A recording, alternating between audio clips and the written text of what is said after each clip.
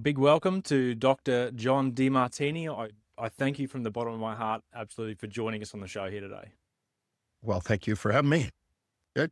An absolute pleasure. So, I guess just give us a bit of a round or a backstory of where Dr. John Demartini began. Where I'm a big fan of helping people find or tap into that original call, the inner call, if you like. Where did that all begin for you? How long we got? um, well, I think that looking back at our lives in hindsight, sometimes we can see things that we didn't see while we went through. And I was born with my arm and hand and foot turned inward, and I was uh, having to wear braces until I was 4 on my arm and leg, or left arm and leg.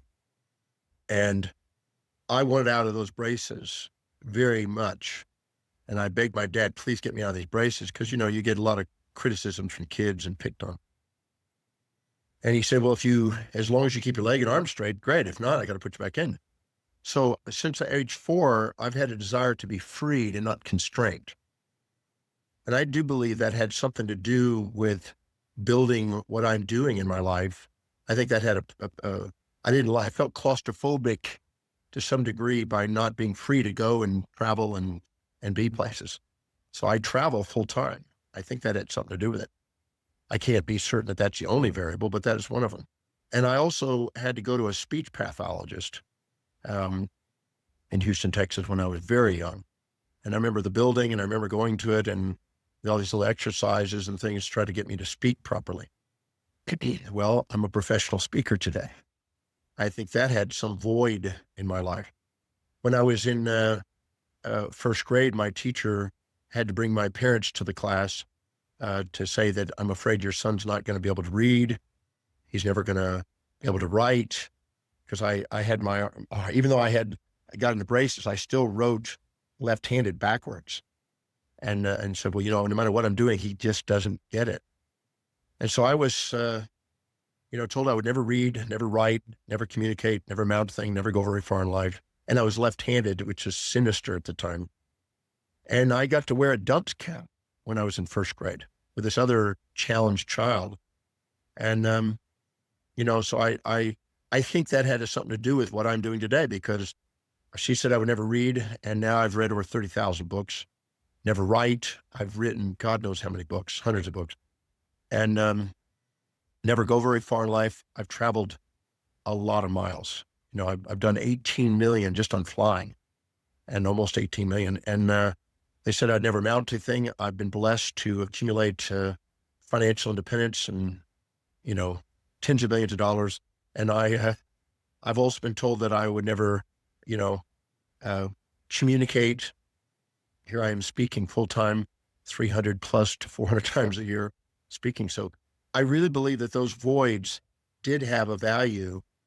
And the very things that people tell you may not be able to do in life may be the very things you feel called to do. And in my case, what the lady told me in first grade turned out to be true. And I ended up leaving school, dropping out, and was a street kid. And I was a street kid really from about age 13 all the way to 18. And the other day I was in California, and my daughter was there with me, and I took her to show her some of the streets, some of the places I hung out. And it was just quite interesting. She'd kind of go, this is quite interesting to see this difference.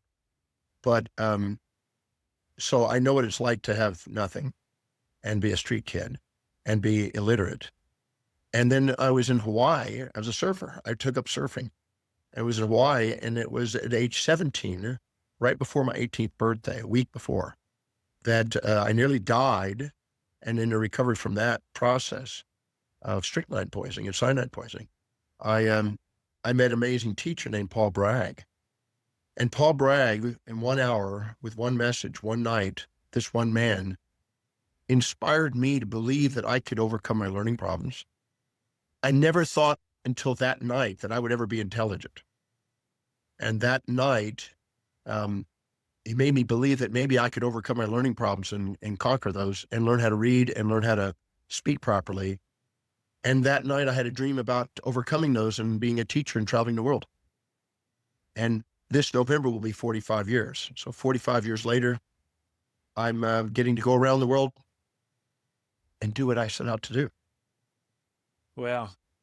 I'd like to, thank God that you didn't listen to any one of those teachers, any one of those, because in our social environment, especially today, it's far too easy to listen to those naysayers, if you like. But personally, from the bottom of my heart, when I met you at one of your seminars, two powerful words that you said directly to me changed the shape of my life. Like when a few years ago, and I was going through really dark times, without Dr. John Demartini, I'm sure my life would be a little bit different today. So, thank you from the bottom of my heart. And I'm sure there's millions around the world that could say exactly the same. So, um, although I believe Paul Bragg played a very crucial part in your life, it's the relentless pursuit from within that I believe that if you didn't have that, most of us wouldn't be aspire to be like you. Well, when I picked up, I went after meeting Paul Bragg, I went to a Vim and Vigor health food store in Haleiwa, Hawaii, North Shore of Oahu. And I went in there and I saw this book on this little carousel. And the book had a picture of a hippie, long-haired, bearded guy, which looked almost identical to me because that's what I looked like. And a farmer, and they're holding up a tomato.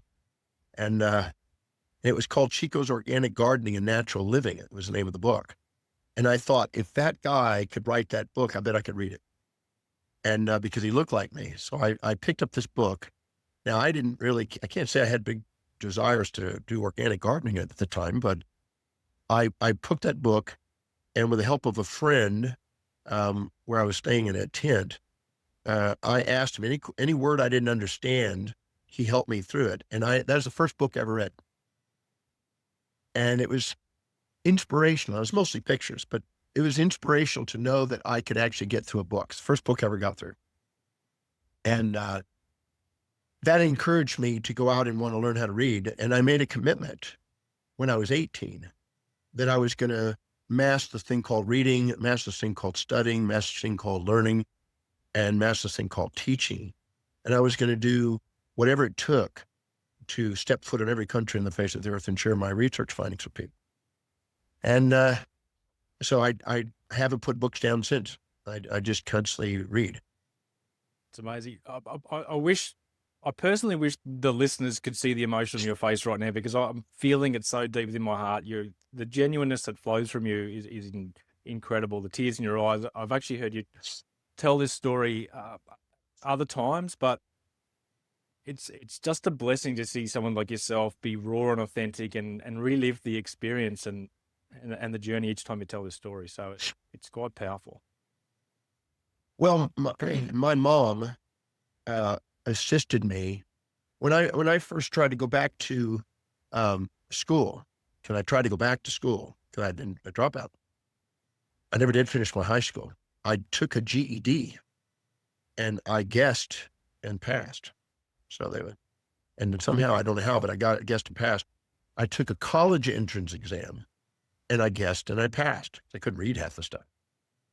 And I really saw that as some sort of higher sign. I almost felt like there was something higher working in this deal. I don't know how to describe it, but I felt that then. And then I took my first college class. There was actually two, English and history. In my history class, Dr. Baker, I thought I was going to pass the same way.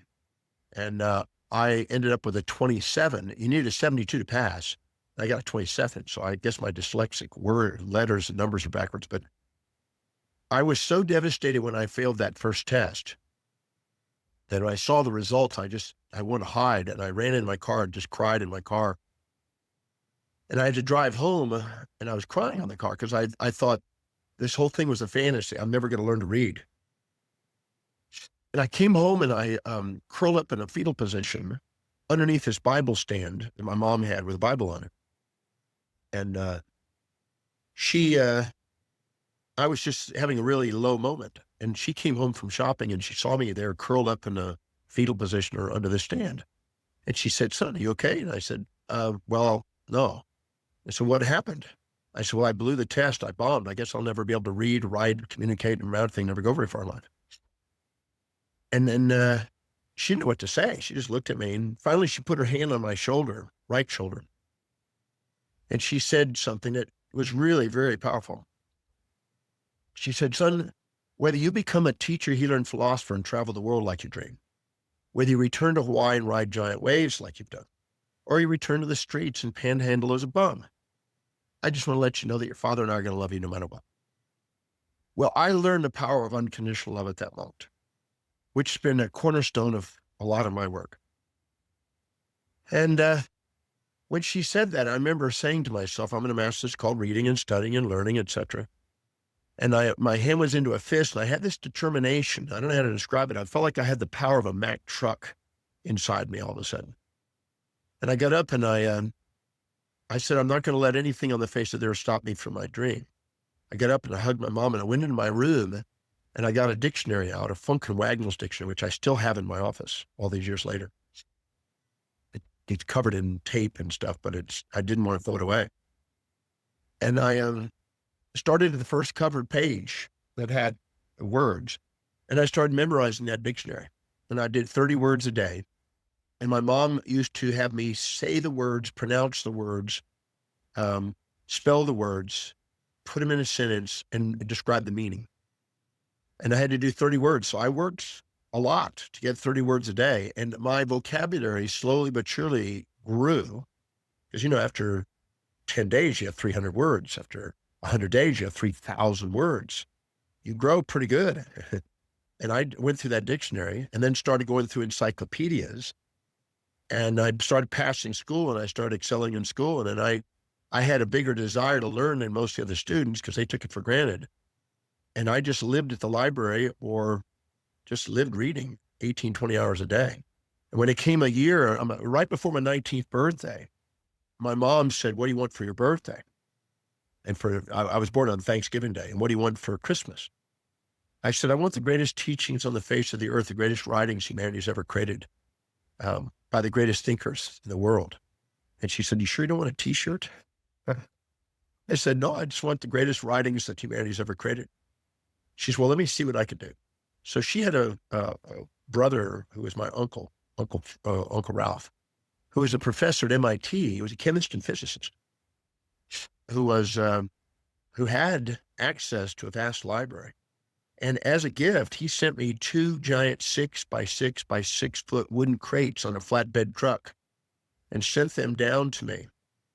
I remember going out onto the truck with a crowbar and opening it up and bringing all those books, thousands of books, into my room and filling my room with books. And I had this little yoga mat in the center, and I did meditation or I read.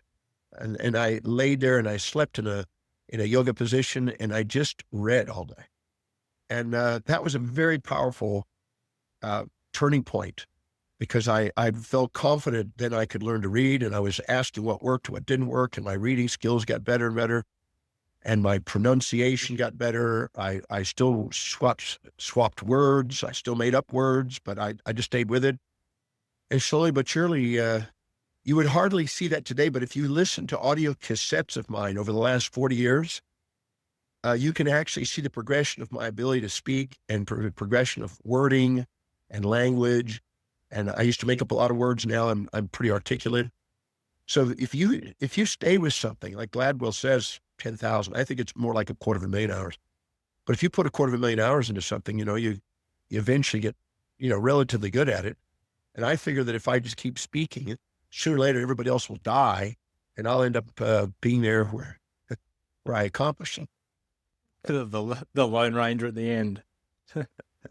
And I was speaking yesterday to Think Sales conference, and it was quite interesting. And I thought where I was, 45 years ago, and I'm thinking I'm now speaking in front of thousands of people, and it's quite interesting to look out, and it's, whoever's listening, if you have a dream, never give up on it.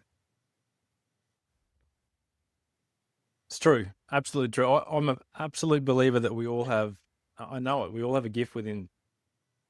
One question I would love to ask you at this point is, yes, we have to look at if we can become aware of the real world or real life feedback, those crucial people that play crucial roles at critical times in our life, if we can become more aware of that, life's feels guided as you like. I'm absolutely with you on that, whether whatever we want to call that guidance. Could just explain, I guess, how it's so easy in the beginning to not be so aware of this real world feedback or guidance, and it's very easy to fall back into the rut of the 9 to 5, like many of the people out there. How did you obviously had a commitment to not return to what the old or the very young Dr. John Demartini at the time? You had something to drive away from, but how did you remain so driven and relentless? Well, I think I learned to set objectives and goals when I was pretty young. Paul Bragg told me when I was 17 to set goals for yourself, your family, your community, your city, your state, your nation, your world, and beyond for at least 100, 120 years. And so I have goals that go out to 1,000 years. And I want to put institutions and structures in place to continue what those goals are beyond my life. So if you have goals that you're not going to obtain, I always say if we're immortal souls, why not have immortal goals? Uh, I just kept setting goals that go out beyond my life. So I don't have I don't have idle time. I have things to do. And so to me, there's nothing more inspiring than doing what you love in a way that it contributes and you get rewarded and continually get rewarded to do the thing you love, making a difference in people's lives, helping people do whatever their dream is. And I don't know if I think I got the best job on the planet because of that. Yeah. So I can't think of anything else I'd rather be doing. I don't have anything. People go, well, what do you do to chill out? I said, chill out from what? What do I need to chill out from? Most people are not doing what they love. And so they think I need a break from getting away from that. I don't think about that. I just love doing it. And I enjoy, uh, you know, walk on the beach or something. I'm not against that, but my mind is usually still thinking about what, my mission is. And I think that a person with a mission and a message, um, tends to have more fulfillment in life than a person that has no direction. So how do you find that direction? Because I believe everyone's gift is to live the life authentically or raw and share their message. Like you say, then you don't have to retire. You don't have to step away from work. You don't have to seek something else for reward and pleasure, because living your own life is the absolute reward and pleasure. So how do you go ahead and find that message? For me, I used to search with everyone else, like all the spiritual leaders and gurus, the professional speakers, the authors. I was always seeking their message. So how do you remain true to your own path and find that thing you never have to retire from? Well, I love doing that. And, in my program, The Breakthrough Experience, that's one of the primary objectives to assist people in itemizing that, identifying that. I always say that motivation is a symptom, never a solution, but accessing internal inspiration is very powerful. So I basically revolve it around human values. Every human being has a unique set of priorities or values, things that are most important, the least important in their life. And whenever they set goals that are congruent in alignment with their highest value, they tend to excel. And so I assist people and have developed methods to identify what a person truly values most. Now, if you just ask somebody what that is, I can guarantee you that 97% of the population, because I've done thousands and thousands of these, they don't know what that is. Deep inside they do, but they're so used to injecting the values of individual authorities or collective authorities, peer pressure, and social idealisms and things, and platitudes, that they have lost contact with the real core of what their life demonstrates. So I look at what your life demonstrates objectively, not what you fantasize you think you're dedicated to. Let me give you an example. I asked thousands of people in audiences, how many of you want to be financially independent? And every hand goes up pretty well. I don't know of anybody that wouldn't want to be financially independent, where their money is making them money passively and they don't have to work. They work because they love to. So everybody put your hand up. And I said, okay, good. How many of you are financially independent?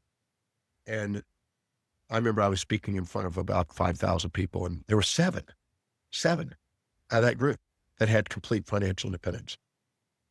And I was saying, I said, isn't it interesting that you have 99 to 100% of the population that puts their hand up for financial independence, but less than 1% is actually obtaining.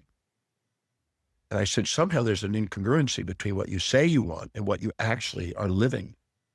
And I'm not interested in what you say you want. I'm interested in what your life demonstrates, because the arc of your values dictates your destiny. And your every decision you make is based on what you believe will give you the greatest advantage or disadvantage to your highest value at any time. So if you're making a decision to buy consumables that depreciate in value and devalue yourself and spend your money and never have it work for you, then having a fantasy of financial independence is partly delusional. And you'll end up beating yourself up thinking that what's wrong? Why am I sabotaged? Why am I not getting there? But it's real, truthfully, it's not your value. You just think it is. And many people think they know their values, but when I actually go through a value determination and be really objective about it, it doesn't turn out to be what they thought. And yet when they see it as it is, they go, oh my God, no wonder my life is the way it is. No wonder I'm making the decisions I'm doing. No wonder I'm not putting emphasis here and I'm putting emphasis here, and why I keep procrastinating here while I'm very committed here. And it's real eye-opening. So finding that out and then setting goals and objectives that align with that is very empowering. And that can be the trajectory of your life changes the day you get congruent.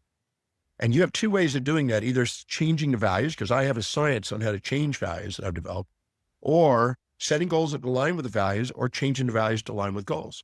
But they have to be congruent if you want fulfillment and to achieve the things you intend. So I would say your innermost dominant thought will become your outermost tangible reality, because your innermost dominant thought is really congruent with your highest value. If you don't know what that is, you're going to keep wondering why you're not getting what you think you should have. You keep getting what you really intentfully are creating. Yeah, I wish, I wish I heard that a few years ago when I first started my search. For me, I internally somehow knew there was a better life. There was more impact. I could serve somehow. Then major anxiety set in. So I began living a life from the level of a mind. It was full of doubt, fear, questions, probably not unlike most out there. But for me, it was, I just had to keep digging deeper and deeper and deeper to find that, I guess, dynamic source within that led or that guided my trajectory through life. So how do people find that deepest value? You say the initial values aren't really the deepest depths. So how do we find that? Well, what I did is, if I just ask somebody, they'll give me a subjectively biased assumption. But if I go in there and look at what their life demonstrates, it'll be smacking them in the face. So if I look at how they fill their space, things that you keep around you, in your immediate space, there's certain things that you won't let out of your sight, and you won't let somebody take it away, or you go, where's that? I want that there. And things that you fill your space with, that's very valuable. You look at that. What is that? What is it you fill your space with? What's the most important things that if all of a sudden you're on a plane and it was going down, what would you reach for and grab because it's so valuable to you? Or what is it that your house or your office demonstrates is the most important things in your possession? Could be a computer, could be, in my case, it's my computer with all my writings and all my research and all my access to that, all my database of communication of people. So that's pretty well highest on my value list. If you look carefully, the rest of it can be, it can come and go, but that's very important to me. That's true. So you look at what you fill your space with. You look at the top three things you fill your space with. That's what I go by. The top three things you spend your time on.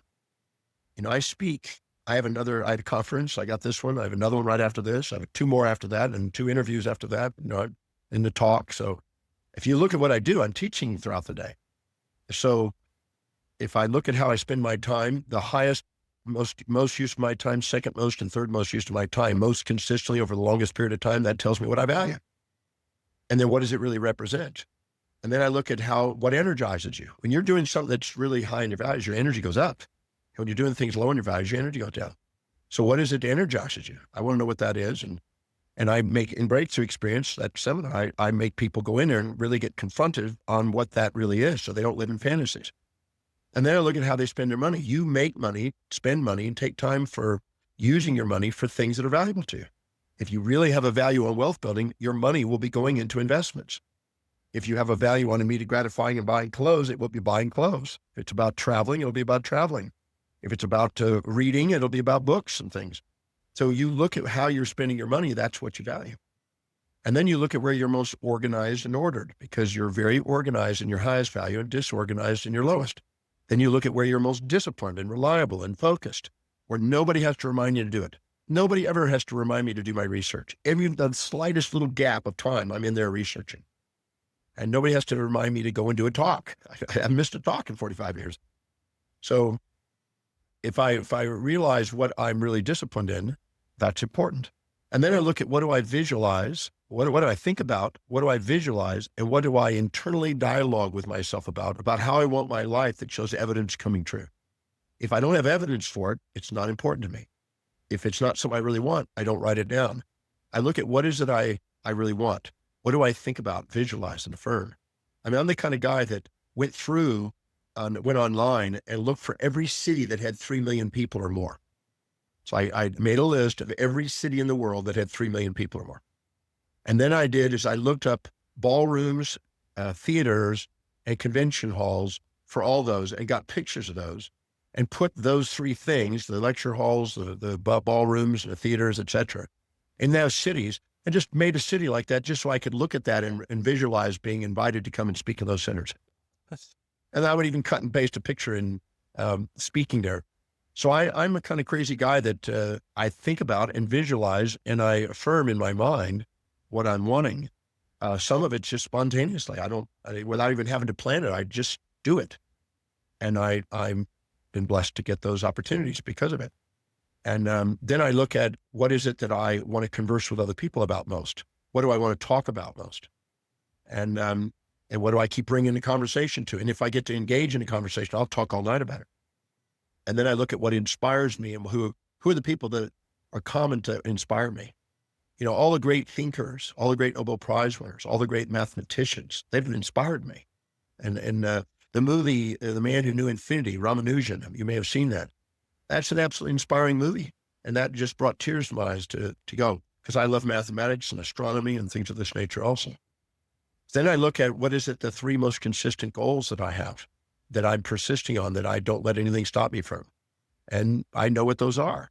And I also look at, what is it I love learning about, reading about, studying more. All I have to do is look at all my writings and what's the dominant one that stands out. And the dominant 2 or 3 that stand out. It tells me what I want to learn about most.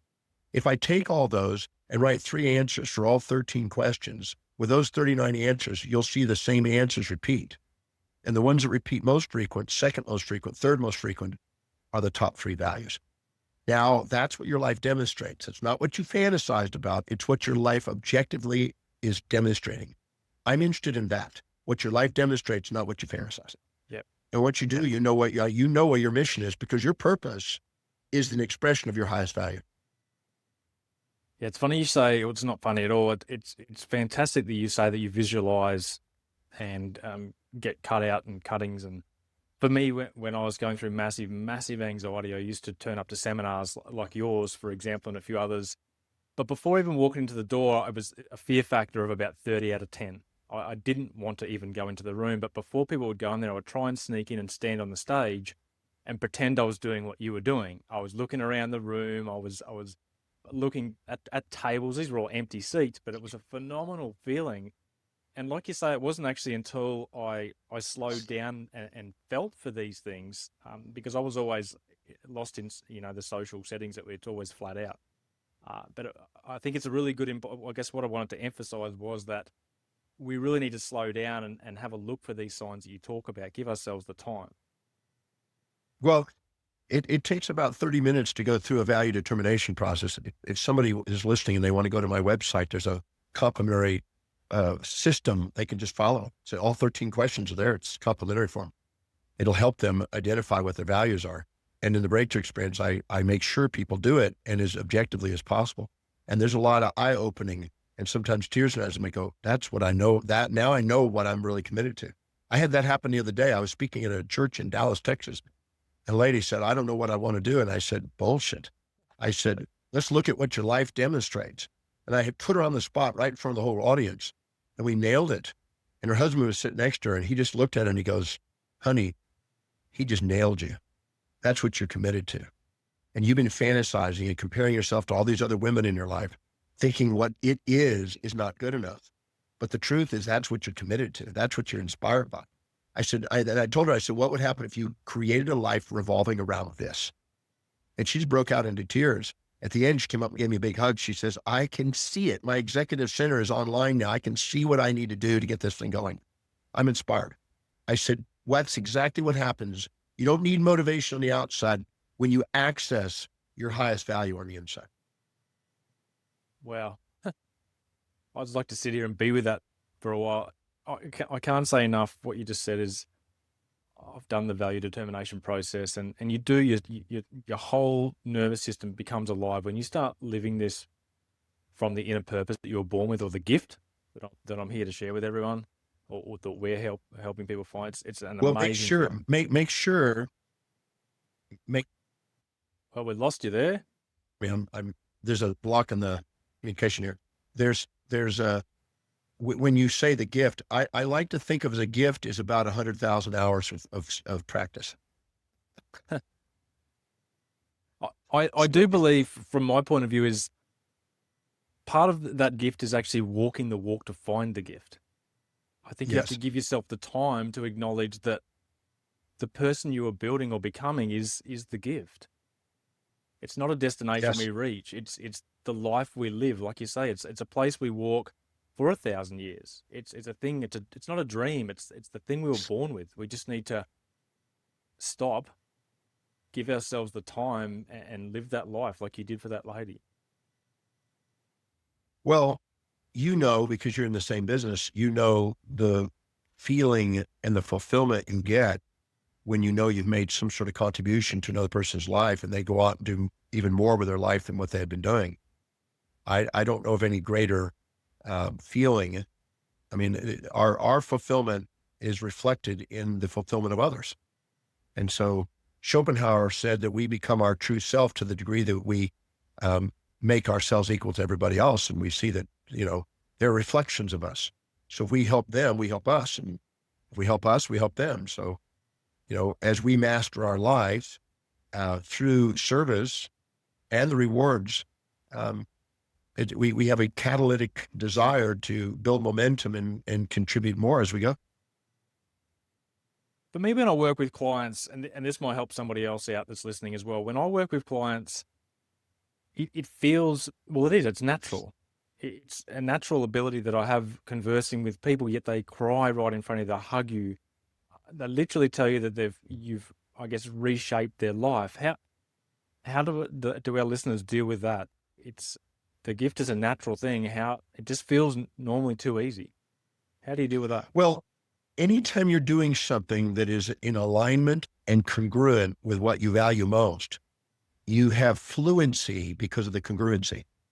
And that fluency is a magnet to others because everyone wants to be authentic. They want to be loved and appreciated for who they are.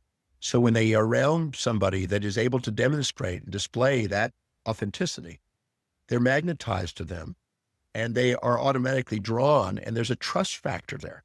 Our trust of others is to the degree of congruency that we perceive that they reflect.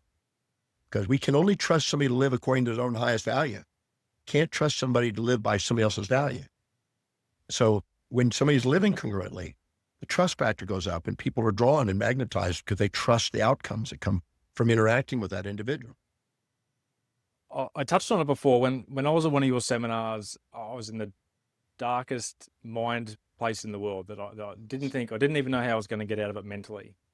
And I remember saying to you, I somehow got into the lift with you, with the security guards, and you were going down to your vehicle, and I was told I had about 4 minutes. And basically, you were like the therapist in the lift. I spilled my guts to you, and I said, Dr. John Demartini, I absolutely feel like I'm going to change the world. I'm going to reshape the world. I can feel it.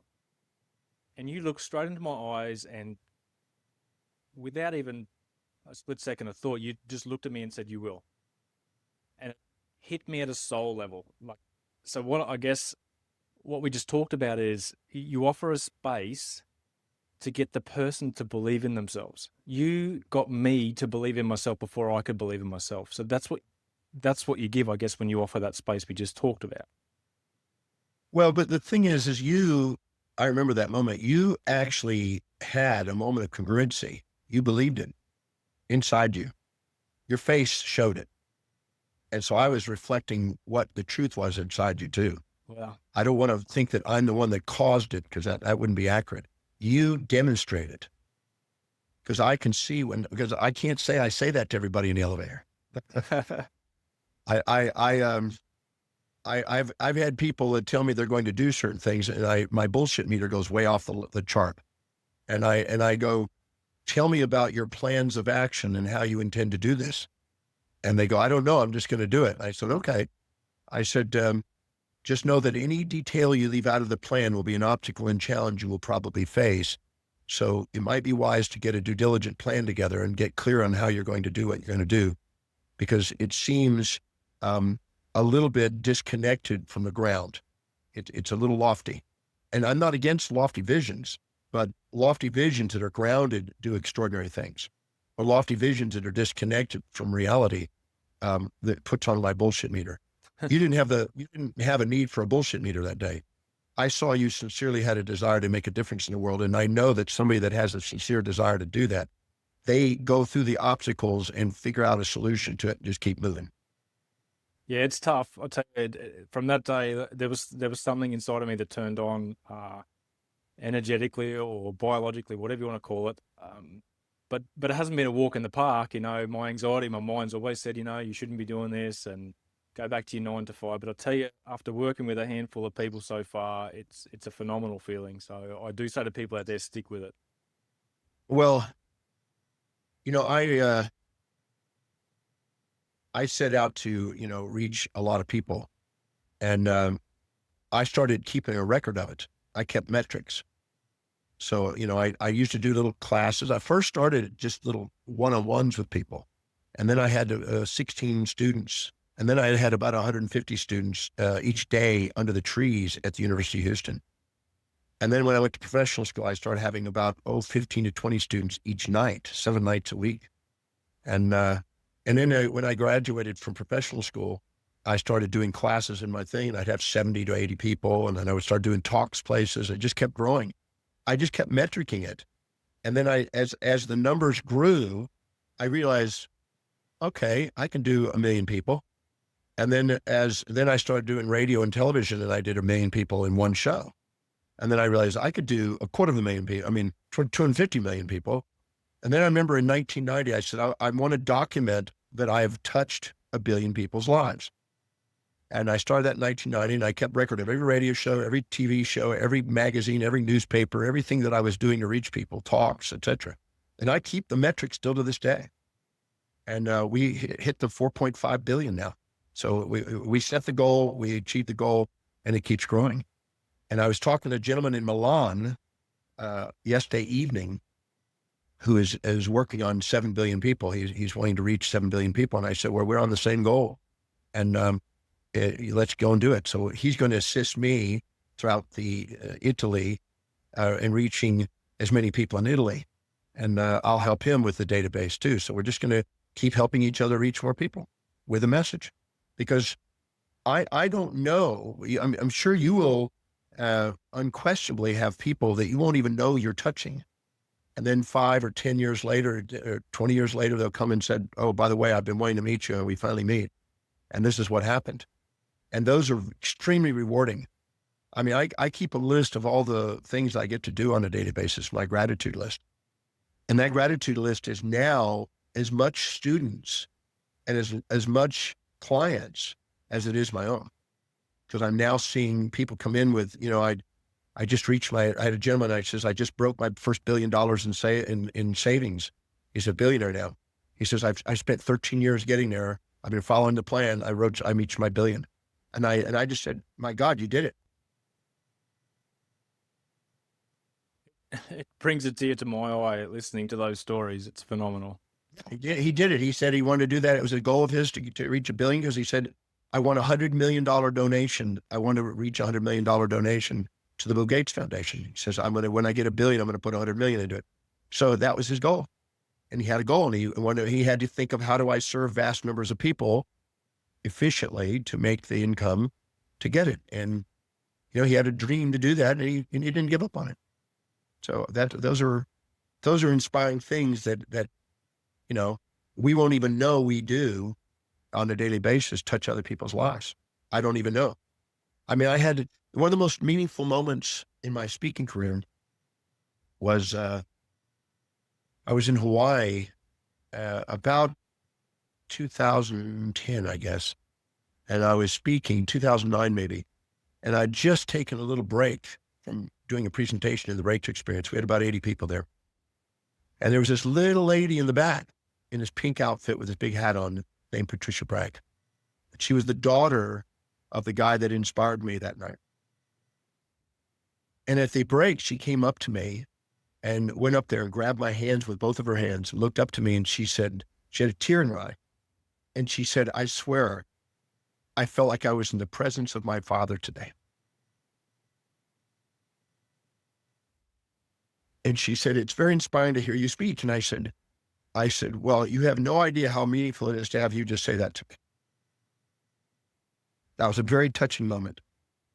And we've been friends for many years now.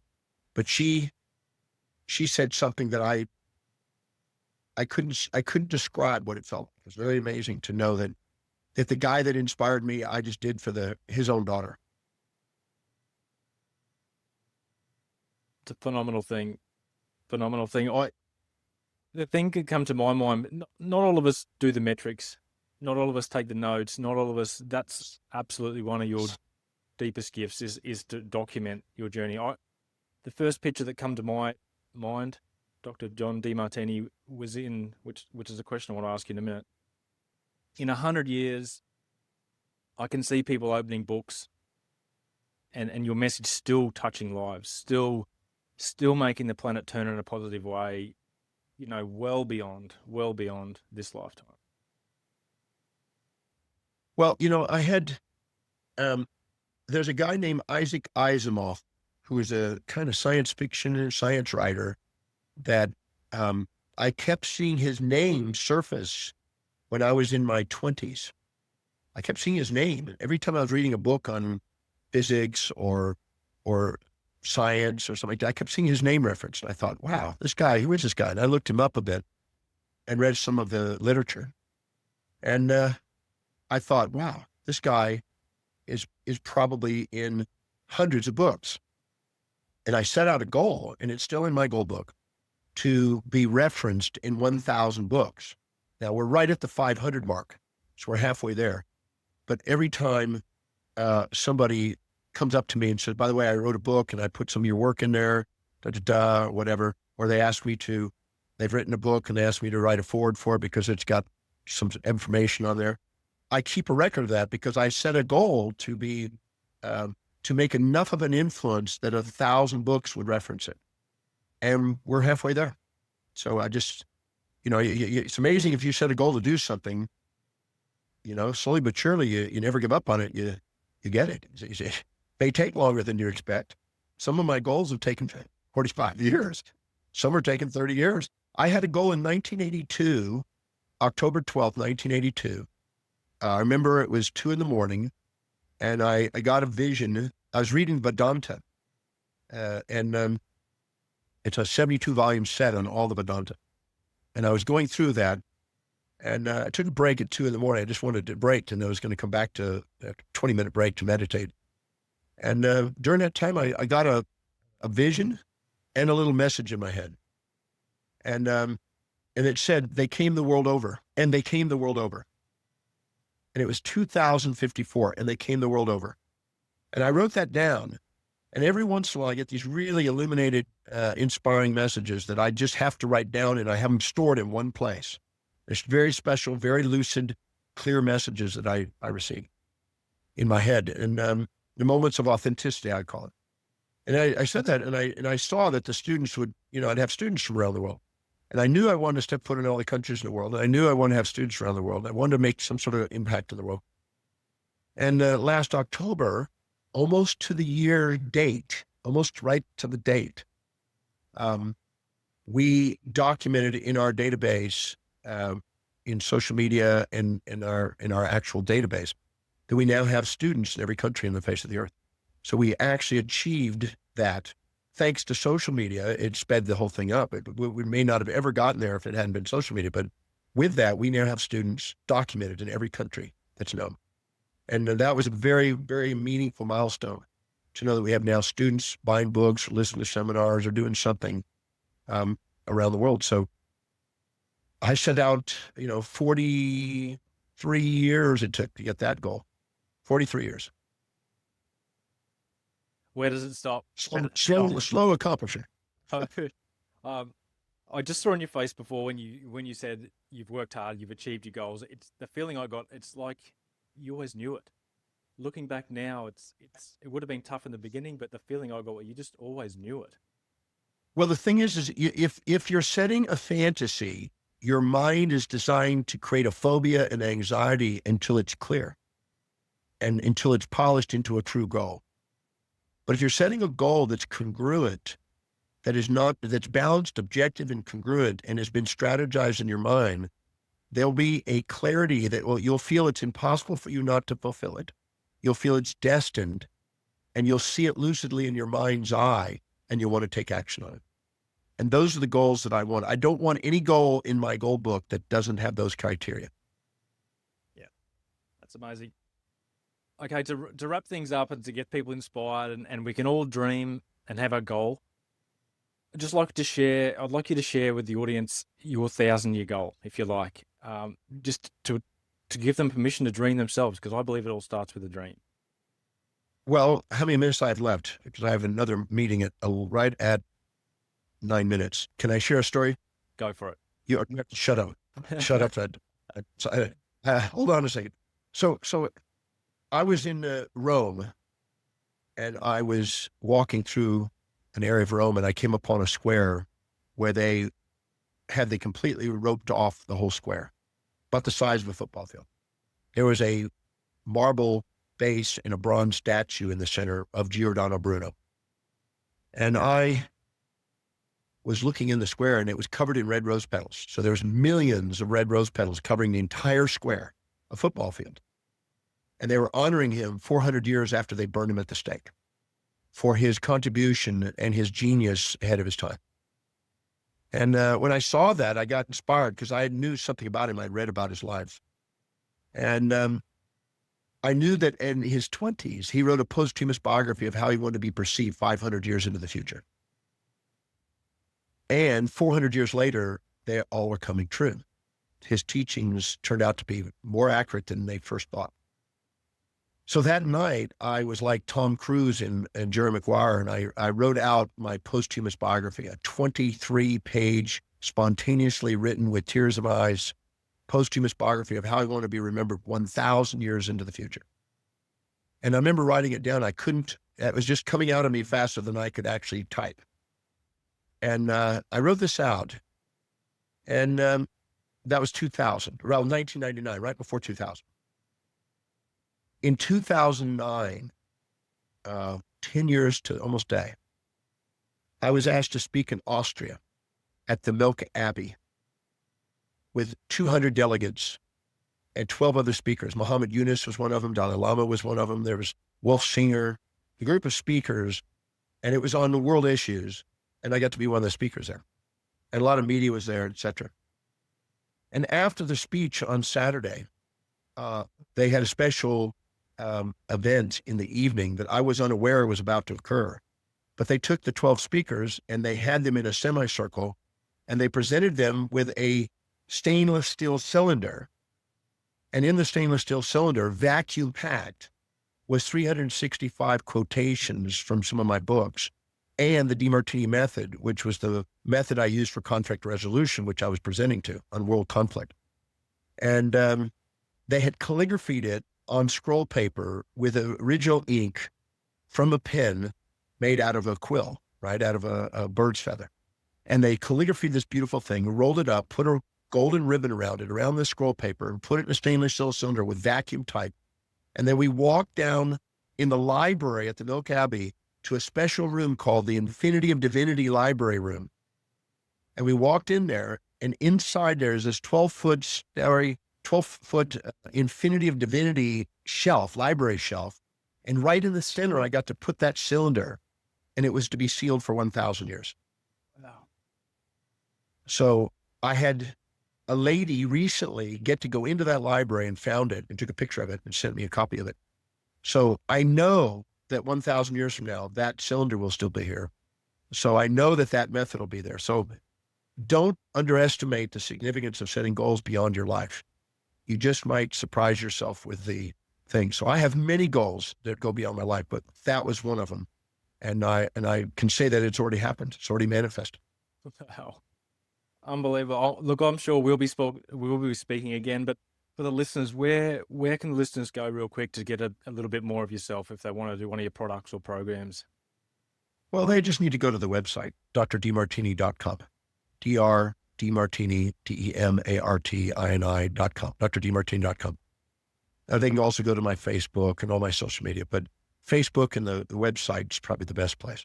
And in there is just a plethora of radio shows, TV shows, newspapers, magazines, inspired writings, products, events. There's all kinds of stuff on there. And they could probably spend the rest of their life on there because I've got a lot of stuff on it. And it's basically an educational website, inspirational educational website. And that's the best way to know where I am, because if you look under events, it doesn't tell you every event because some are private events, but some of the public events, it has them different parts of the world of where I'm speaking, etc. So that's the best way to get in touch with me. Perfect. What an inspiring chat. Thank you very much once again, Dr. John Demartini. Thank you. I appreciate the opportunity to do the interview. It's a lovely interview, and thanks for waking up a tear of gratitude.